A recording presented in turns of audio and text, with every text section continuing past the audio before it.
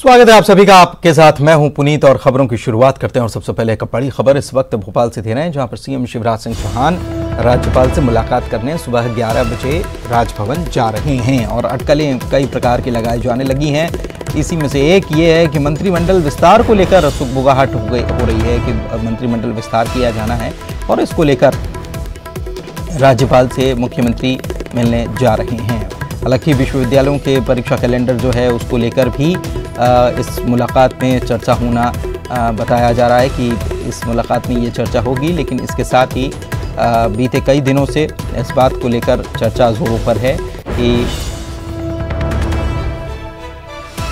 मंत्रिमंडल का विस्तार होना है और इसको लेकर राज्यपाल से मुख्यमंत्री मुलाकात कर सकते हैं। शरद हमारे सहयोगी हमारे साथ लाइव जुड़े हुए हैं, उनसे बात करते हैं। शरद, बीते कई बार हमने देखा कि राज्यपाल से 2-3 दफ़ा मिलने के लिए मुख्यमंत्री गए, लेकिन मंत्रिमंडल विस्तार की हर बार ये चर्चा निकली कि मंत्रिमंडल विस्तार हो सकता है और इसको लेकर वे चर्चा करने जा रहे हैं।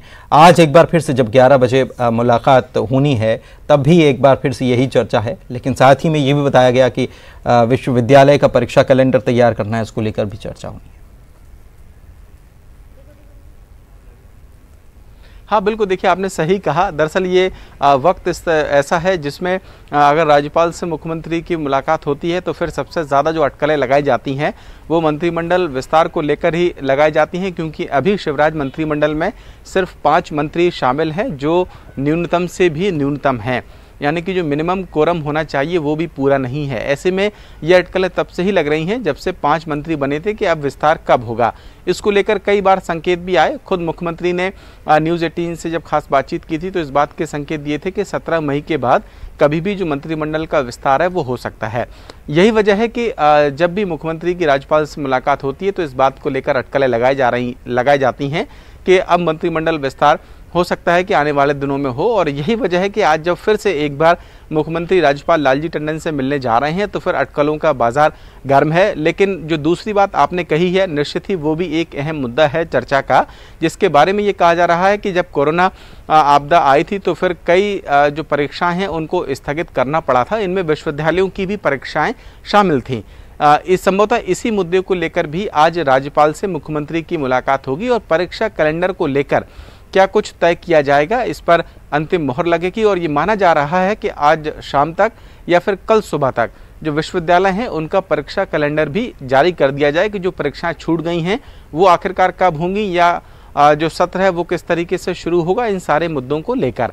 तो एक मुद्दा ये है, लेकिन निश्चित ही जो दूसरा और सबसे अहम मुद्दा है मंत्रिमंडल विस्तार को लेकर, उसको लेकर भी कहीं ना कहीं अटकलें आज की मुलाकात के बाद एक बार फिर तेज हैं।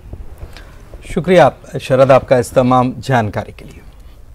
तो देश भर में आज से हवाई सेवा शुरू होने वाली हैं। भोपाल एयरपोर्ट से भी फ्लाइट का संचालन शुरू हो जाएगा। भोपाल से एयर इंडिया की 3 फ्लाइट का संचालन होगा। एयर इंडिया की 2 फ्लाइट दिल्ली से और 1 मुंबई से चलेगी।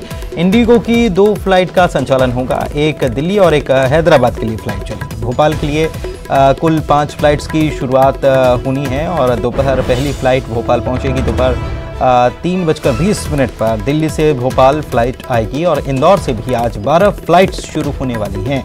मुंबई, अहमदाबाद और हैदराबाद यात्री जा सकते हैं।